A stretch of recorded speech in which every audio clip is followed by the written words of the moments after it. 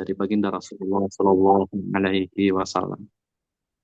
Baik hadirin yang dirahmati Allah, berbahagia sekali bisa berjumpa walaupun via online ya. Ada beberapa yang saya kenal, ada Pak Jajang, Masya Allah. Kuma Damang, Pak Jajang. Ada Ustadz Denny, ada Kang Giva, Halo Ustaz, salam saudara Ustaz. ya, ada mertua saya juga, Masya Allah ya.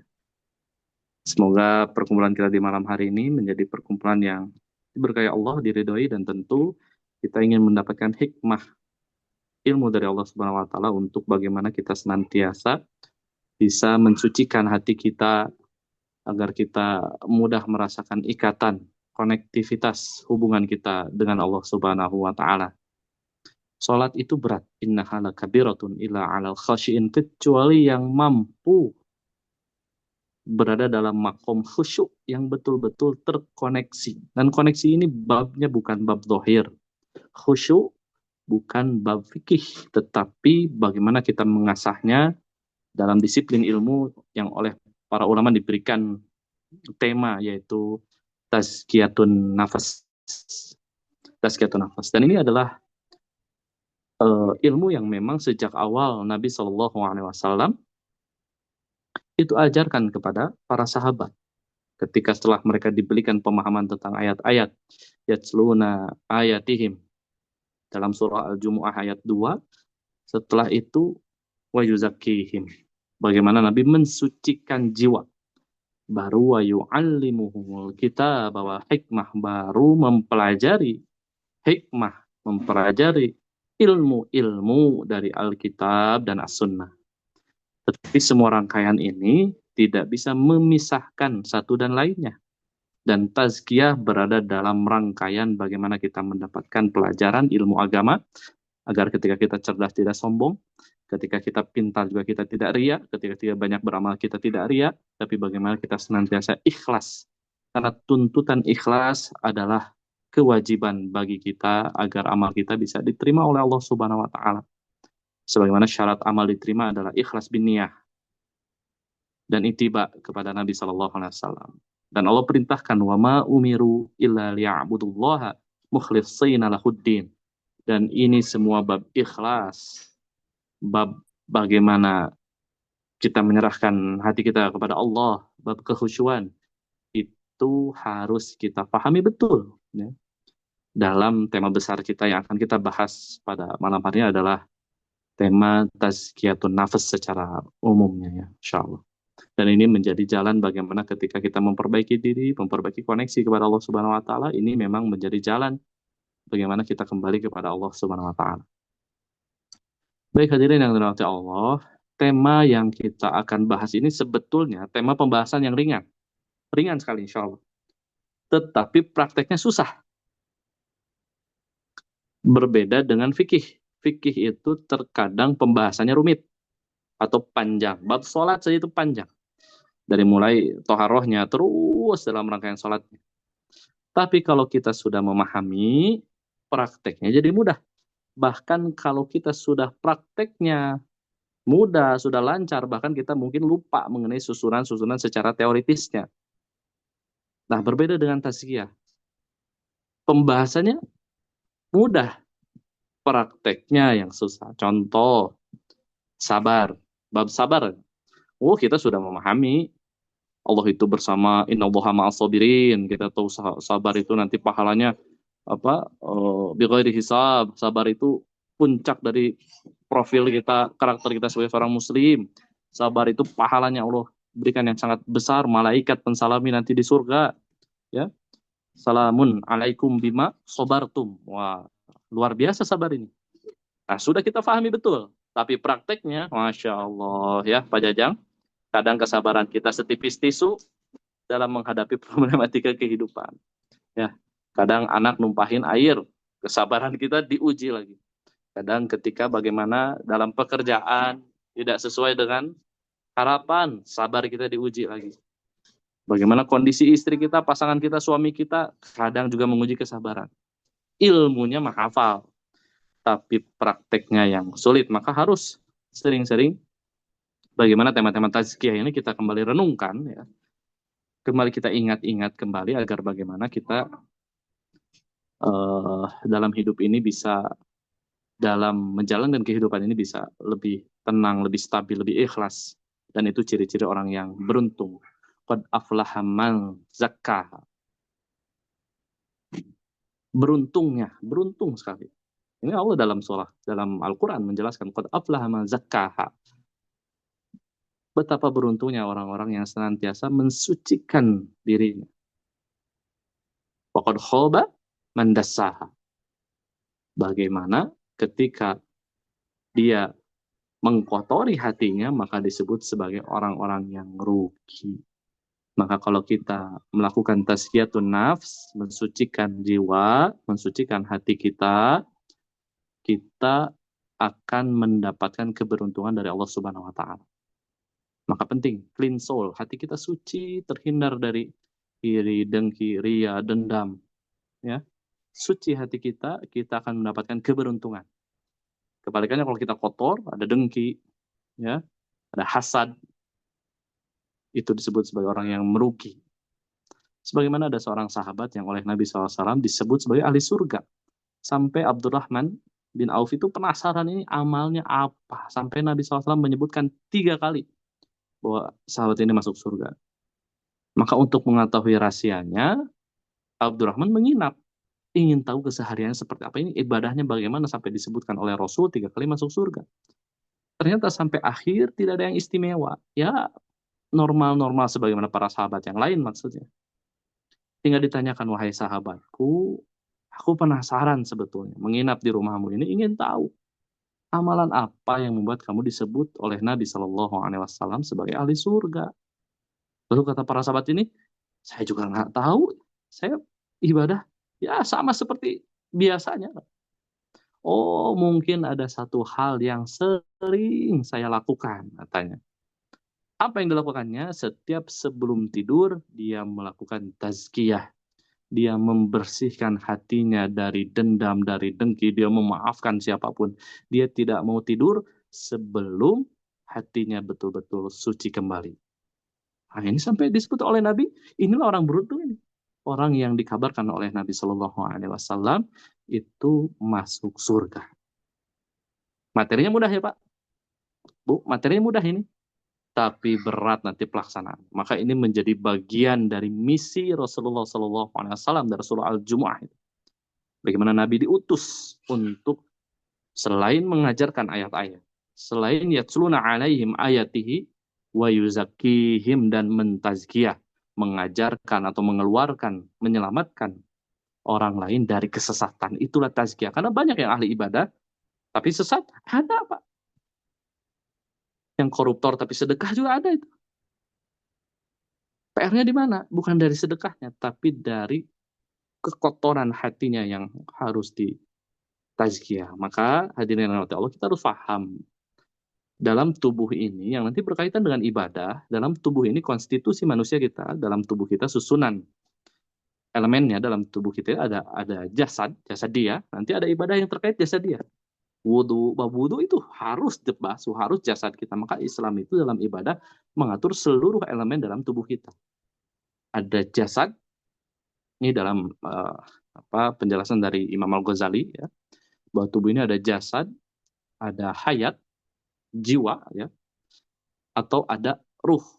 Nah, itu dibedakan. Kenapa nanti ada penjelasan-penjelasan yang terkait dan ada ibadah-ibadah yang terkait bagaimana itu untuk jasad kita.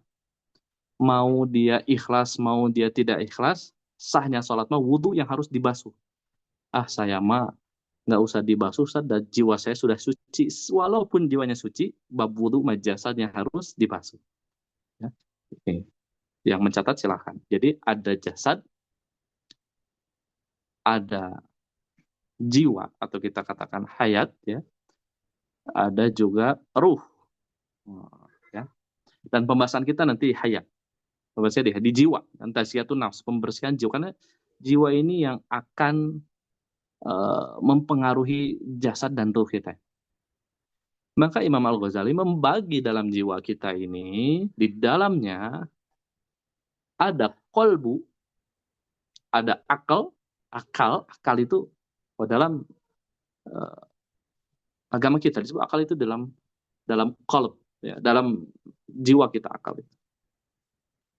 Dan ada nafs atau hawa nafsu atau nafs.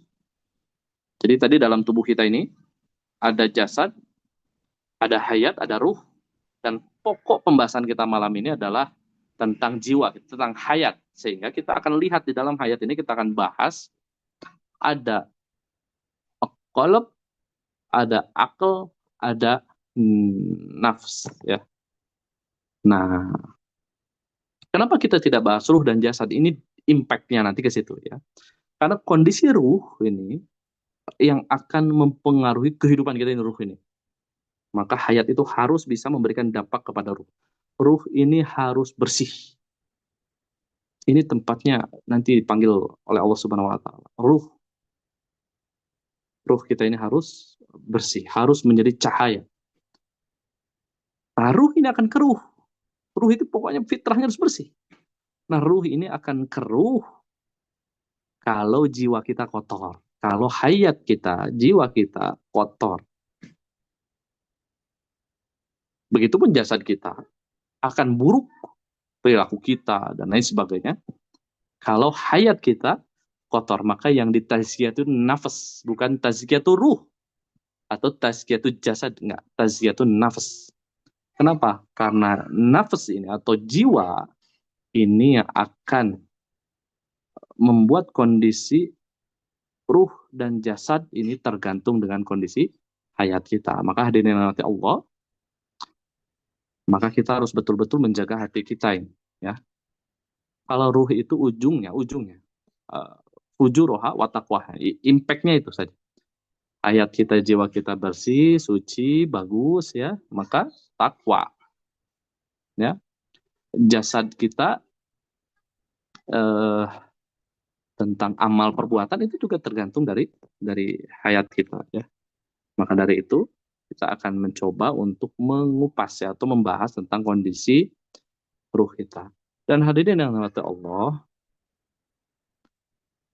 jasad, di dalam jasad kita ada hal-hal yang tidak bisa kita kendalikan atau tidak bisa kontrol, yang artinya iradah lahiriah kita, takdir yang selalu tetapkan dalam jasad kita itu tidak bisa kita otak-atik. Kita sebagai laki-laki, jasad kita misalnya, yang tugasnya sebagai suami, sebagai ayah, itu tidak bisa kita ganti gitu. Misalnya bapak-bapak ingin jadi istri, nggak bisa, Pak. Itu sudah jasadnya kita sebagai laki-laki, ya. Tidak bisa kita kendalikan di jasad kita secara fisiknya. Ruh juga sama, ya. Tetapi yang bisa kita kendalikan adalah hayat kita, jiwa kita. Harus bisa kita kendalikan. Ya, harus bisa kita kendalikan. Kenapa? Karena kalau hayat kita, karena hayat kita ini, ya, di dalam hayat kita ini, ada ini ya, tolong di-unmute. Nah, di dalam hayat kita ini, yang harus kita bisa kendalikan di dalamnya ada qalb, ada akal, dan ada nafs. Ya. Sebentar.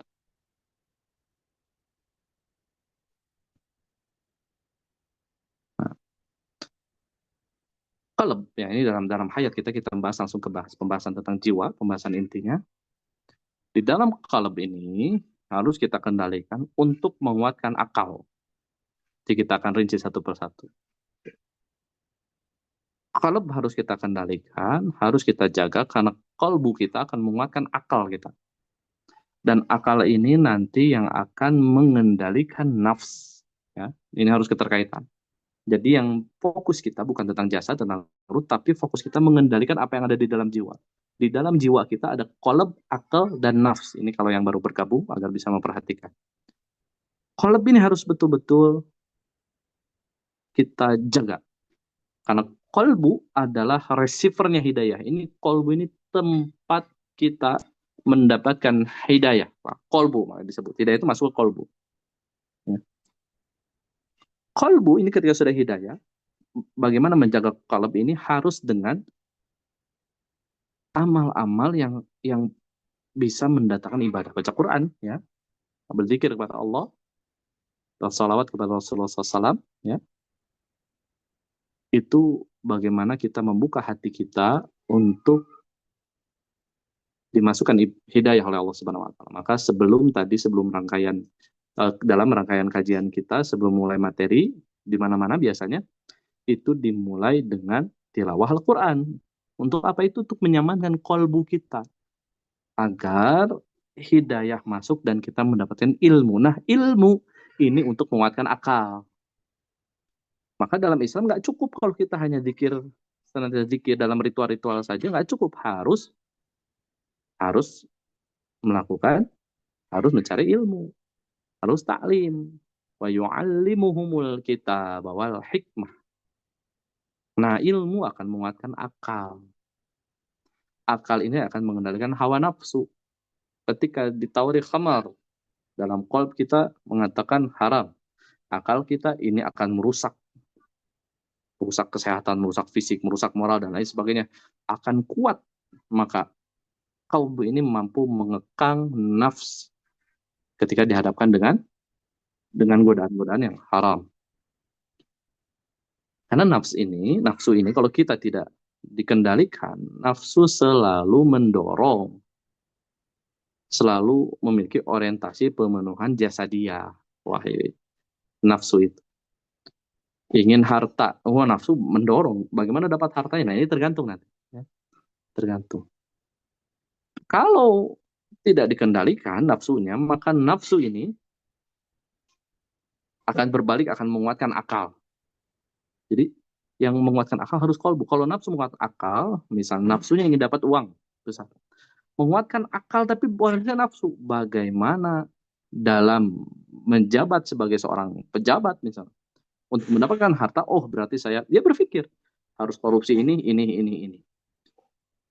Kalau mengatakan ini haram, tapi karena orientasi nafsunya tidak dikendalikan, maka akal justru malah mengendalikan kolbu. Dan bisa menutup hidayah. Ya. Jadi akal ini seperti daya. Kalau kolbu itu harus jadi raja. Kolbu harus jadi raja. Mana rajanya kolbu atau nafsu nih dalam hidup kita? Siapa yang akan menjadikan daya akal kita? Apakah mendorong nafsu atau mendorong kolbu? Emang nafsu itu dorongan jiwa, manusiawi sifatnya. Tetapi harus dikendalikan. Ya. Kalau kolbu kita menjadi raja, ya, maka akan menerangi hidup kita.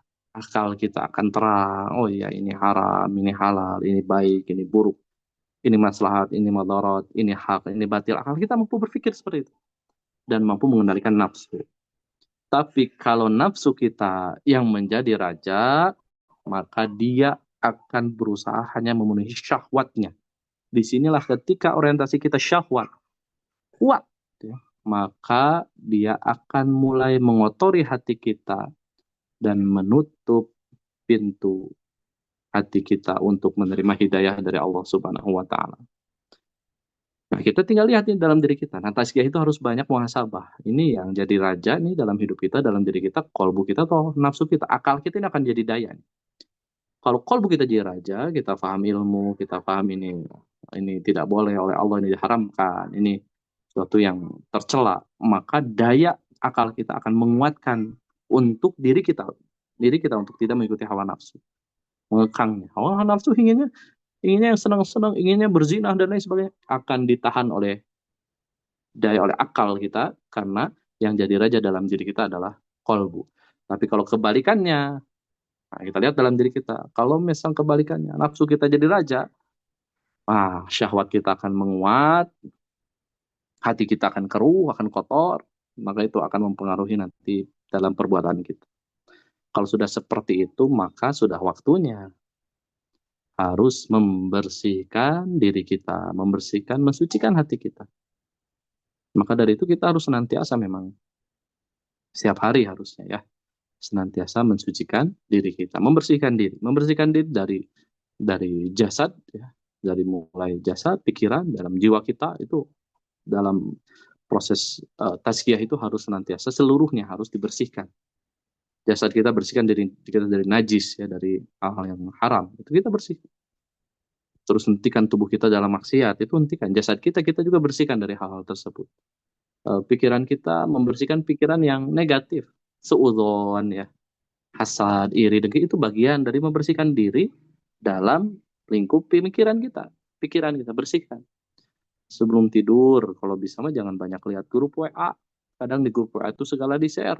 Yang tabrakan, yang sakit parah, yang apa, yang ini.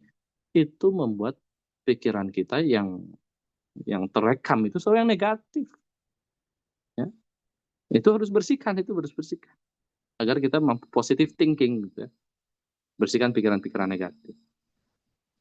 Apakah cukup? Belum. Ya, jiwa. Nah, ini. Mensucikan jiwa kita.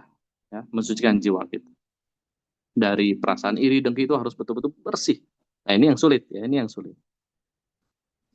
Kalau pensucian jiwa kita berhasil, maka Imam Al-Ghazali mengatakan maka berikutnya kita akan mampu membersihkan sir. Sir itu membersihkan apapun dalam jiwa kita dari selain Allah Subhanahu wa taala. Keinginan-keinginan dunia itu dikekang, tidak masuk ke dalam hati kita.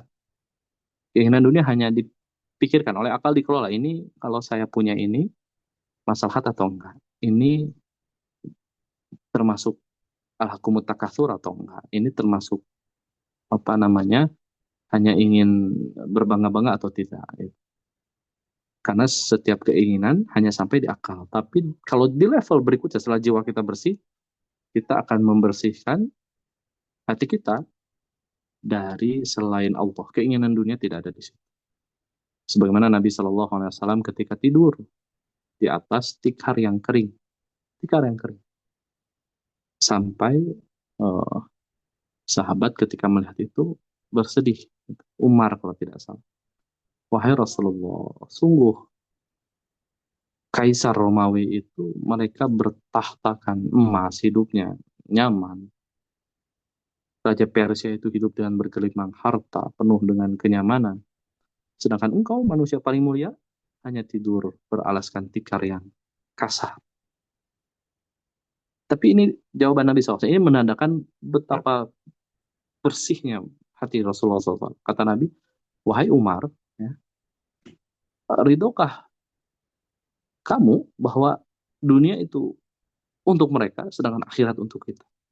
Bayangkan, hatinya itu betul-betul membersihkan ya, dari selain Allah. Orientasi dakwahnya itu tidak berpikir sama sekali untuk bagaimana memperoleh kemegahan, kenyamanan dari singgasananya raja-raja pada waktu itu. Tapi bagaimana Rasulullah SAW betul-betul berorientasi dalam hatinya adalah mendapatkan kebaikan-kebaikan di akhirat. Ini penting. Makanya. Mungkin kita tidak sesempurna Rasul. Kita tidak sesuci hatinya baginda Nabi Muhammad SAW. Nah, kita harus sadari itu. Maka perlu melakukan proses yang namanya tazkiyatun nafs. Ada beberapa metode ya. Ada beberapa metode dari melakukan tazkiyatun nafs yang harus kita pahami sebagai pola sebagai tahapan untuk kita bisa mensucikan hati kita atau mengendalikan nafsu kita. Yang pertama menurut Imam Al-Ghazali, mensucikan jiwa ini dimulai dari uh, mulai dari taharatun nafs, dari mensucikan nafs kita, mensucikan hati kita dari sifat-sifat yang tercela, iri, dengki, ya, ria, sombong, hasad.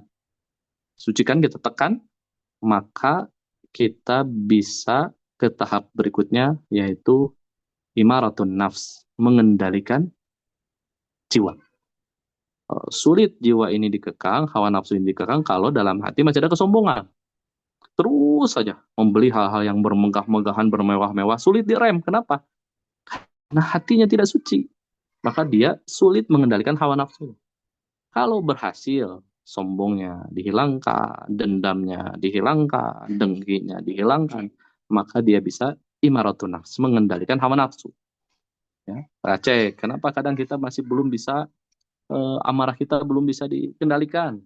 Nah, harus ada ini taharatun nafs, ya, disucikan. Baru setelah itu nafsul mutmainnah, baru kita bisa merasakan ketenangan, nafsul mutmainnah, ketenangan dalam hidup, ketenangan dalam menjalani aktivitas ibadah, kekhusyuan dan lain sebagainya. Itu menurut Imam Al-Ghazali tentang metode tazkiyatun nafs. Ada menurut pendapat lain dari Muhammad Abduh.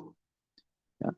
Muhammad Abduh mengatakan tahapan dari tazkiyatun nafs. Tazkiyatun nafs adalah tarbiyatun nafs, mendidik jiwa dengan kebiasaan baik. Dididik jiwa kita untuk melakukan kebiasaan-kebiasaan baik, menuntut ilmu, ya, lalu melakukan amal-amal yang baik. Baru setelah itu tazkiyatul akal, membersihkan pikiran negatif. Baru dalam kesuksesan tarbiyatun nafs dan tazkiyatun akal ini, tazkiyatul akal, maka akan melahirkan tauhid. Yang dimaksud tauhid ini adalah meluruskan tujuan hidup. Tujuan hidup hanya untuk meraih ridha Allah Subhanahu wa taala. Al-kaisu mandana nafsahu, bagaimana hidup ini mencari bekal untuk bagaimana perjalanan kita di akhirat untuk sampai kepada ridhonya Allah Subhanahu wa taala. Nah, kalau tujuan hidup kita menyimpang dari itu, PR-nya pasti di akal atau di nafs. Maka perlu tazkiyatul akal, bersih pikiran kita dari hal negatif, dan tarbiyatun nafs, mendidiknya harus dengan ilmu. Tazkiyah menurut Muhammad Abdul dimulai harus dengan ilmu ini, dididik dulu, kasih ilmunya. Bagaimana mafsadatnya ketika kita punya kebiasaan-kebiasaan yang buruk. Nah, dididik juga gitu. Nah, seperti itu. Atau ada juga metode dalam istilah tasawuf. Mungkin kalau di sini para hadirin yang belajar tasawuf tidak asing dengan terminologi tahalli, ya, tahalli, tajalli. Tahalli membersihkan, lalu tahalli diisi dengan kebaikan, lalu tajalli. Udah fokus, kalau tadi sudah fokus hanya kepada Allah Subhanahu wa taala, tidak mudah tergoda dengan syahwat. Intinya dalam tiga pendapat ini, Imam Al-Ghazali mengatakan taharatun nafs, imaratun nafs, membersihkan, mensucikan jiwa, lalu mengendalikan jiwa, maka jiwa akan tenang. Muhammad Abdul mengatakan tarbiyatun nafs, dididik dulu jiwanya dengan ilmu, dengan kebiasaan yang baik, lalu tazkiyah akalnya dari pemikiran-pemikiran negatif, maka akan meluruskan tujuan hidup. Dalam tasawuf ada tahalli, tajalli. Intinya apa? Berarti pendapat para ulama ini mengatakan bahwa melakukan tazkiyah itu memerlukan proses yang tidak sederhana, yang harus kita betul-betul perhatikan. Karena kalau tidak kita menitik beratkan pada tazkiyah ini, akhirnya kita sering lupa, atau bukan kebal, tapi kita lupa bahwa hati kita sedang ada penyakit. Kalau jasad kan kita merasa, ya, kalau sudah badan demam atau mulai nggak enak badan, kadang kita cepat merasa, aduh, kayaknya badan nggak enak, kayak tubuh lagi nggak enak nih, sepertinya butuh suplemen, butuh istirahat. Itu kadang sinyal-sinyal tubuh kita bisa mudah tangkap ketika tubuh kita terkena penyakit, batuk, pilek, atau kelihatan sama orang biasa aja, tapi kita merasa, aduh, kayaknya masuk angin atau apa. Nah, itu sinyal-sinyal tubuh itu mudah kita tangkap. Tetapi ketika kita tidak memahami pentingnya tazkiyah ini, maka kita akan sulit menangkap penyakit-penyakit yang ada di dalam hati. Ya, kita kadang tidak merasa bahwa hati kita ini ada kotoran-kotoran, sedang sakit yang perlu disembuhkan, bahkan mungkin kronis. Karena kita fisik berasa sehat, fisik kita merasa kuat. Tapi sementara hati kita sesungguhnya rapuh, hati kita sesungguhnya berpenyakit. Maka kita perlu nih, dalam tema tazkiyah ini, harus dimulai untuk bisa tadi mendidik, mensucikan hati, mulai proses-proses itu, mulai kita mendiagnosa hati kita. Mendiagnosa ini apakah jiwa kita kotor, apakah ada berpenyakitnya, atau sudah sehat, atau seperti apa. Nah, maka Imam Al-Ghazali dalam Ihya mengatakan, menjelaskan tentang tanda-tanda hati yang kotor, atau jiwa yang kotor. Bahkan dicatat ini. Tanda-tanda hati kita berpenyakit, yang pertama adalah eh, kesulitan melaksanakan, ya, kesulitan melaksanakan ilmu yang didapat, kurang lebih seperti itu. Terjemahannya kesulitan melaksanakan fungsi ilmu, maksudnya seperti itu. Bagaimana ngajinya? Alhamdulillah, rajin. Berapa kali? Wah, ini sudah kajian yang 400 episode. Wah, Masya Allah. Sekali, sehari, 3 kali ngajinya kayak minum obat, misalnya. Tapi tidak merubah kelakuan, tidak merubah sifat-sifat yang buruk, tidak membuat rajin ibadah, tidak membuat amal-amal solehnya menjadi banyak dilakukan. Malah ngaji terus maksiat jalan, sholat terus maksiat jalan. Ada kesulitan melaksanakan fungsi ilmu. Ini berarti ada penyakit dalam hati. Bukan ilmunya yang salah. Ibarat kalau kita memasukkan benda yang suci ke wadah yang kotor. Nggak bisa, nggak dapat. Ya, misalnya kita semua mau apa eh, apa namanya menyeduh atau apa memasukkan susu ke dalam gelas, misalnya ingin minum susu, misalnya memasukkan susunya bersih, suci, putih, bersih, halal, ya, bagus, baik, bergizi, tapi gelasnya kotor. Di dalam gelasnya ada panahnya, ada nanah, misalnya ada najisnya.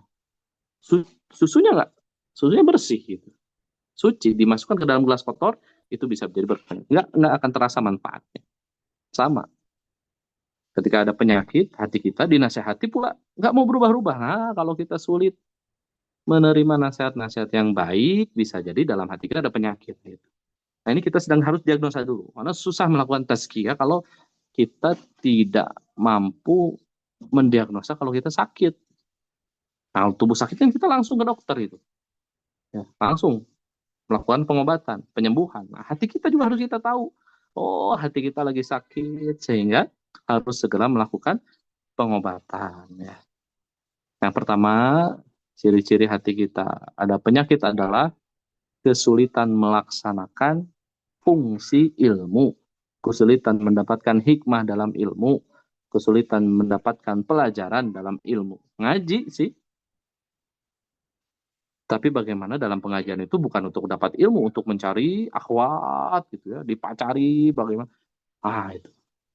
Dalam pengajian malah naik syahwatnya. Berarti itu ada penyakit dalam hati kita. Yang kedua, kesulitan beribadah. Kesulitan beribadah. Berat. Itu tandanya ada penyakit dalam diri. Sulit khusyuk ya. Bukan hanya khusyuk, sulit ibadah. Salat malas gitu ya. Asarnya menjelang maghrib gitu. Subuhnya menjelang siang gitu. Nah, kesulitan beribadah ketika kita berat dalam melaksanakan ibadah itu pasti ada penyakit, pasti kotor, ada kotoran dalam hati kita. Ya. Yang kedua, tadi kesulitan dalam melakukan ibadah. Padahal segala kondisinya menopang. Cuaca cerah, masjid dekat, ya. Kalau jauh juga ada kendaraan, misalnya. Kitanya sehat, ilmunya juga sudah ada, paham, tapi berat. Itu pasti ada penyakit. Yang ketiga, ya, sibuk dengan hal-hal yang tidak bermanfaat. Sibuk dengan hal-hal yang tidak ada maknanya. Main game sampai dia lupa waktu. Killing time, membutuh waktu-waktu yang tidak produktif. Di waktu-waktu yang harusnya produktif, dia gunakan untuk sibuk dengan hal-hal yang tidak berguna, yang melalaikan, ya, yang sia-sia, yang tidak ada manfaat. Nah, itu berarti ada penyakit dalam hati kita.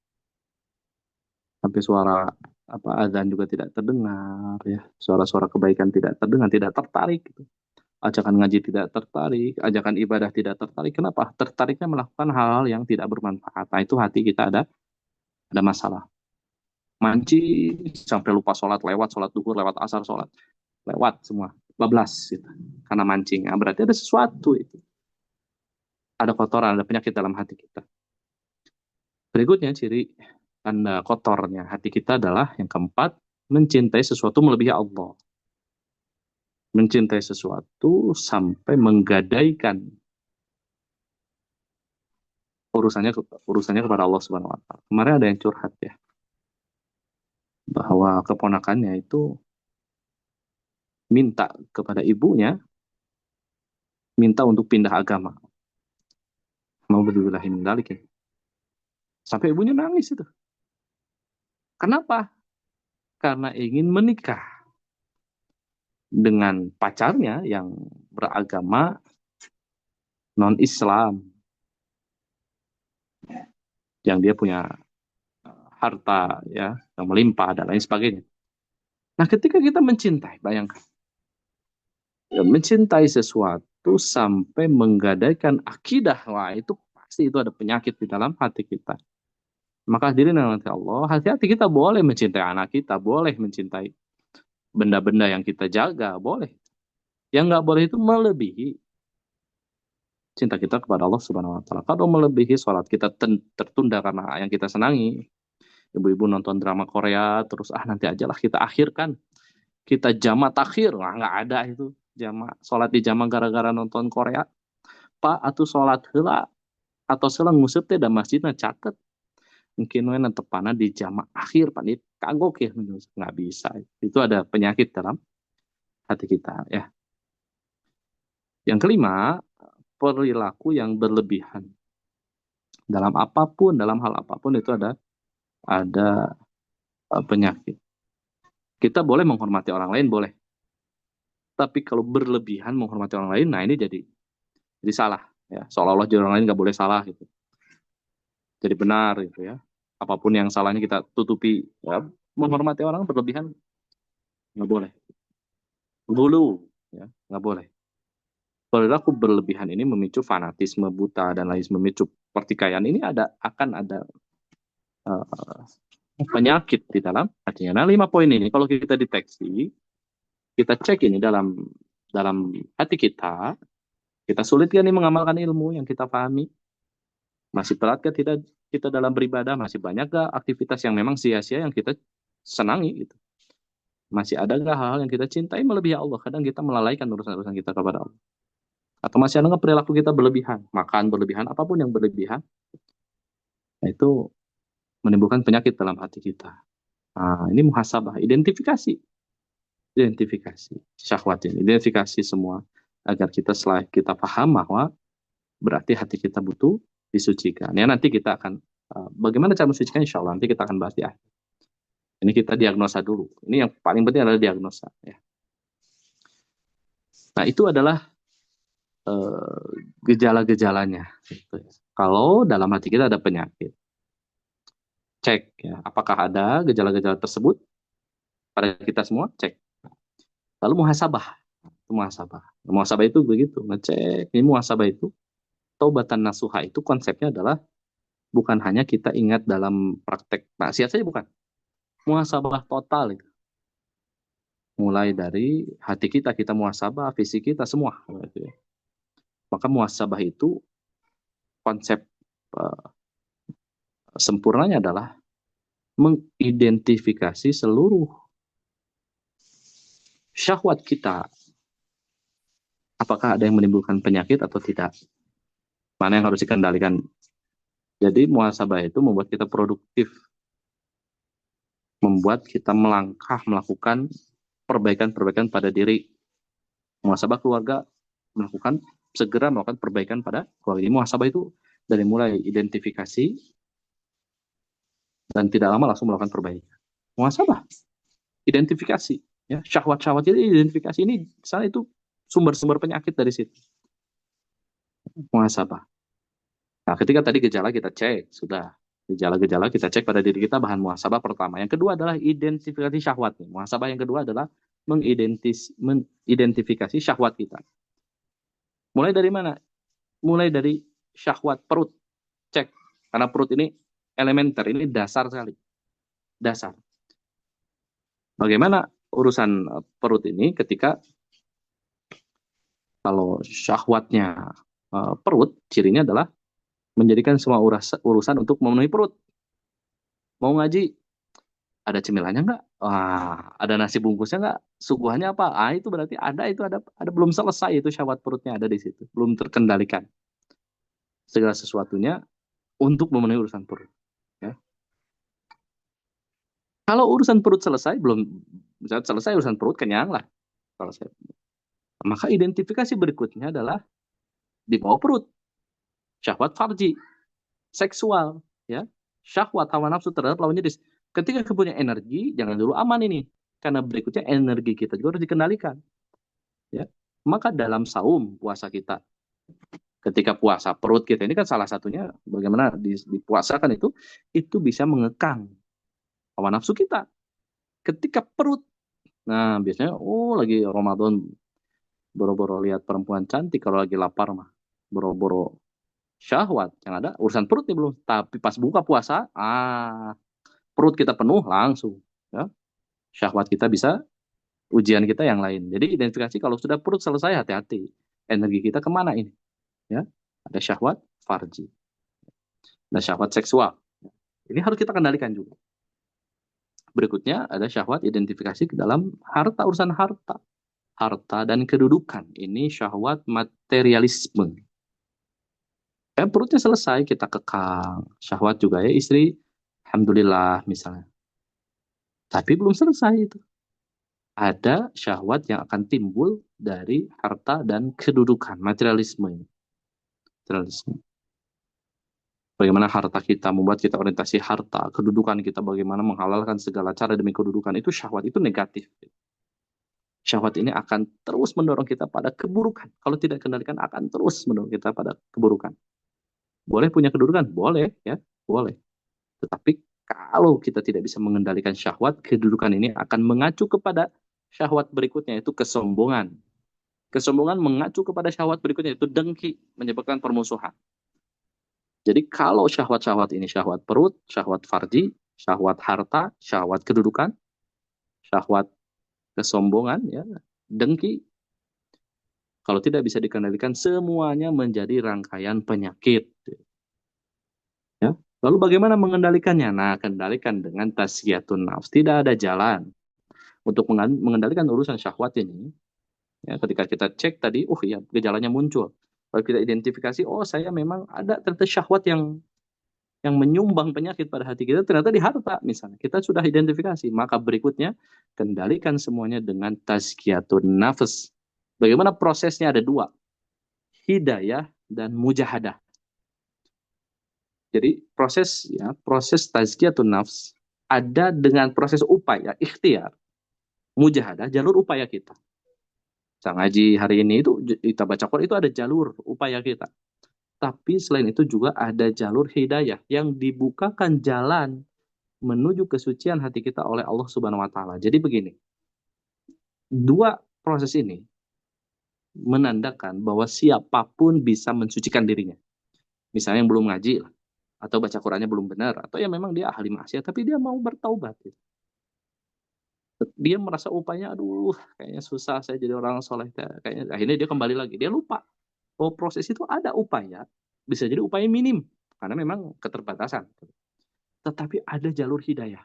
Nah ini jadi apapun kondisi kita, keterbatasan ilmu, keterbatasan pemahaman agama, itu jangan menunda kita untuk mensucikan diri kita, karena proses tazkiyah itu ada, memang harus upaya ini, harus upaya. Dan dalam upaya itu bagaimana mendatangkan atau dibantu dibukakan jalan menuju tazkiyah oleh Allah Subhanahu wa taala, maka ada yang baru hijrah dia langsung saleh, ada dia langsung istiqomah, ada pada ikhtiarnya dia hanya bisa memperbaiki sholat tapi Allah terus bukakan lagi, diletakkan pada lingkungan yang baik, ya, istrinya soleha mendukung dianya untuk berubah, semua Allah datangkan lingkungan-lingkungan yang baik, pengajiannya dan lain sebagainya, atau anaknya jadi membanggakan keluarganya, Allah bukakan jalan-jalan untuk mensucikan jiwa. Maka kita penting ini ikhtiar, tapi harus optimis. Jangan putus asa ya, karena ada jalur hidayah yang akan Allah bukakan jalannya menuju kesucian jiwa kita. Memang ada yang cepat, ada yang lambat dalam perubahan itu. Tergantung kekuatan naluri kita, pemarah misalnya, temperamen, sifat dasarnya. Nah, memang itu perlu ikhtiar yang maksimal. Itu tidak langsung sekali jadi gitu. Harus ada ketekunan kita dalam ingin merubah sifat-sifat kita yang buruk gitu ya. Tapi kuncinya adalah kunci dari semua ikhtiar ini adalah keyakinan dan kesabaran.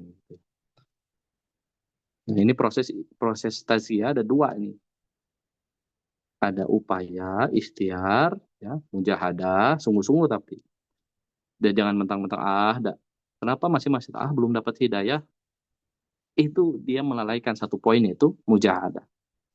Lalu ada jalur hidayah dari Allah Subhanahu wa taala ya. Berikutnya hadirin yang dirahmati Allah, ketika kita sudah tadi memahami ya bagaimana gejala-gejala yang timbul, apakah hati kita kotor, lalu bagaimana syahwat-syahwat kita cek juga mana yang bisa menyumbang penyakit-penyakit dalam hati. Nah, maka dari itu hari ini saya mengajak hadirin yang nanti Allah kita cek kondisi kolbu kita. Tadi pokoknya kalau ada gejala-gejala timbul, ada syahwat-syahwat juga timbul, maka eh, segera melakukan tazkiyah dengan mujahadah dan nanti Allah bukakan jalan. Langsung melakukan tazkiyah. Juga berikutnya kita cek level kita nih. Kita yang sudah ngaji lah hari ini semua. Kita cek kondisi kolbu kita. Jadi kata Imam Al-Ghazali, kolbu itu ada level-levelnya. Ada apa namanya polanya atau tingkatannya. Yang pertama yang disebut dengan kolbun mayit, hati yang mati. Disebut dengan amarah. Cirinya adalah senang melakukan perbuatan dosa. Wah ini bukan ditazkiyah, ini harus dihidupkan ini mati. Hati yang mati, dia melakukan dosa, dia benarkan. Saya senang ini, saya mabuk ya, dia senang ini buat hidup saya. Nah itu dia senang melakukan dosa. Apapun nasihat dia gubris. Insya Allah kita tidak ada pada level ini, insya Allah. Yang kedua, kolbun marid. Ya, kolbun lawamah. Atau disebut kolbun marid. Level lawamah ini, dia terjerumus dosa, tapi merasa menyesal. Nah ini ada hatinya yang masih hidup ya. Dia berdosa, tapi setelah itu, aduh, ya Allah. Dia ada menyesalnya, ada masih bisa potensi dia bertaubat. Ada kolbun mulhammah. Ini masih levelnya kolbun marid ya, pertengahan. Mulhammah ini dia tergoda hawa nafsu, namun mampu melawan. Jadi kalau uh, nafsu lawama dan nafsu amarah tadi mati itu, kita senang melakukan dosa itu berarti mati hati kita. Kolbun marid. Ada nafsu lawama. Dia tergoda hawa nafsu tapi kalah. Tapi nyesel, tapi kalah dia melakukan dosa. Kalau mulhammah itu dia tergoda hawa nafsu tapi menang. Tapi masih tergoda, dia masih ingin itu. Senang sih misal, tapi dia mampu melawan itu masih mulhammah. Ada nafsul mutmainnah. Kalau ini uh, disebut dengan kolbun salim, stabil, tenang, dia mantap dengan kebaikan. Apapun tawaran dosa maksiat dia udah nggak mau. Nah minimal kita di level nafsul mulhammah dan nafsul mutmainnah. Kalaupun kita tergoda oleh kemaksiatan, minimal menang. Walaupun kita tahu sih melakukan itu enak gitu. Khamar itu misalnya yang suruh minum khamar, itu enak tapi kita menang, kita nggak terjerumus. Dari situ kita bisa ke level berikutnya nafsul mutmainnah, stabil, tenang, mantap dengan kebaikan. Nah, ini cek level kita di mana. Cek level kita ya untuk kita terus melakukan tazkiyah, melakukan mujahadah terus dan melakukan bagaimana hal-hal yang mendatangkan uh, hidayah ya dari Allah Subhanahu wa taala. Terakhir, ini terakhir. Bagaimana praktek tazkiyahnya? Tadi masih polanya, masih konsep. Terakhir, menurut Imam Al-Ghazali, yang pertama ini praktek tazkiyahnya adalah mendapatkan ilmu. Nggak bisa kita ngarang-ngarang. Saya kayaknya tenang nih kalau menghisap ganja. Wah itu, nggak benar. Ya. Saya makanya lebih tenang untuk narkoba. Ya, banyak orang yang overdosis akhirnya bukan tenang. Malah tambah resah hidup. Jadi praktik tasya itu dengan ilmu. Yang pertama dengan bagaimana kita membaca kita para ulama, lalu bagaimana kita menanyakan kepada ahli ilmu, bagaimana saya untuk mensucikan hati. Ya. Nah, pertama mendapatkan ilmu dan menguatkan keyakinan. Yang kedua, riyadhah, latihan riyadhah. Dengan apa caranya? Para ulama mengatakan dengan latihan kita menjaga mata kita, menjaga lisan kita, menjaga makanan kita. Di level berikutnya kita bisa ujlah. Kalau memang lingkungannya sulit untuk kita istiqomah, ujlah dulu. Ya, itu latihan itu. Penguatan. Atau kholwat. Nah, kholwat betul-betul mengasingkan dulu kita itikaf dulu di masjid. Itu bagian, itu latihan. Nah, sampai yang ketiga mujahadah. Itu dan mujahadah tadi. Mujahadah itu sudah azamnya kuat. Gitu. Memperbanyak amal soleh. Ya, sabar dan istiqomah. Nah, ini adalah praktek tazkiyahnya harus bagaimana kita lakukan dengan ilmu, lalu latihan riyadhah, kita jaga mata, lisan, jaga makanan kita. Kalau perlu kita ujlah, berkholwat dulu. Dan kalau sukses kita latihan sudah mulai terbiasa, maka mujahadah azamkan yang kuat untuk istiqomah. Ya, memperbanyak amal soleh, sabar, ini perlu proses ya tadi.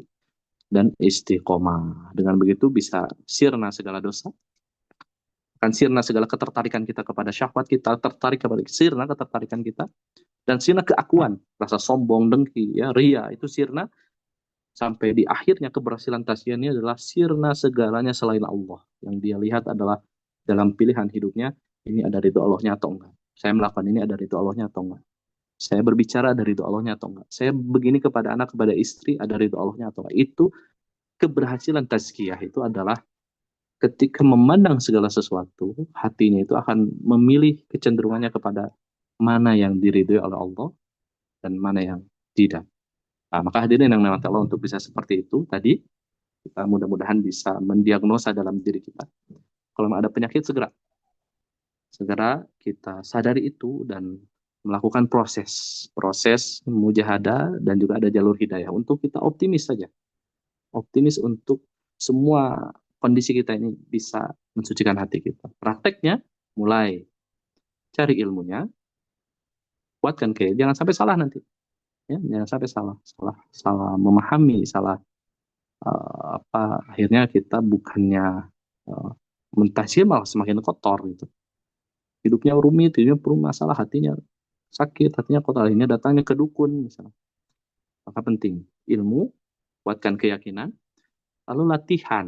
Nah, latihan mulai jaga mata, jaga lisan, jaga diri kita dari maksiat. Ya, ujlah kalau bisa, atau halawat kalau dibutuhkan. Lalu bermujahadah, itu prakteknya ya. Mujahadah, azamkan, lalu kita betul-betul istiqomahkan, sabar, perbanyak amal soleh, sampai nanti kita akan merasakan hati kita betul-betul sehat, dan cara pandang kita akan memandang segala sesuatunya condong kepada hal-hal yang diri dari Allah Subhanahu wa Ta'ala. Baik, mungkin itu sekilas ya tentang konsep tazkiyatun nafs, tentang kotoran-kotoran jiwa dan cara membersihkannya. Mudah-mudahan memotivasi kita semua untuk senantiasa memperhatikan kondisi hati dan mensucikannya, insya Allah. Itu saya sampaikan, saya kembalikan kepada MC kita. Dari Tube, mangga, persilakan. Masya Allah, jazakallah khair Ustadz untuk semua ilmu yang sudah disampaikan. Sangat luar biasa ya terkait dengan tazkiyatun nafs ini. Yang paling saya garis bawahi itu terkait dengan mendeteksi penyakit hati sendiri gitu ya. Karena sangat sulit sekali untuk mengakui kekurangan-kekurangan diri sendiri seperti itu. Insya Allah. Mangga, ayah, bunda, dan kakak-kakak semua, barangkali ada pertanyaan seputar materi yang sudah disampaikan kepada Ustadz Tafadol. Dipersilakan hanya untuk dua penanya saja. Enggak, ini ada yang raise hand. Enggak, Kak Ihsan. Enggak, Kak Ihsan, silahkan open mic.